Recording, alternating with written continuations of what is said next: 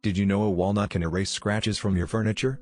This simple nut holds the secret to reviving tired wooden surfaces without any need for expensive products.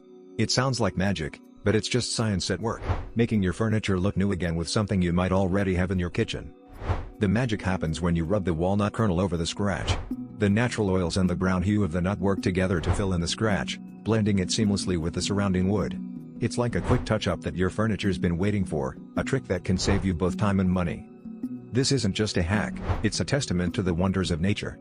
The process is incredibly simple. Crack open a walnut, rub it in a circular motion over the scratch, and watch as the blemish fades away.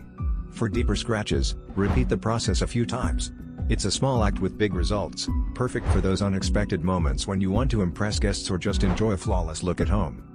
Next time you spot a scratch, skip the store-bought solutions and grab a walnut instead. It's a life hack that's as nifty as it is effective, transforming your approach to home maintenance with just one little nut. This technique not only revives your furniture but also highlights the resourcefulness we can harness from everyday items.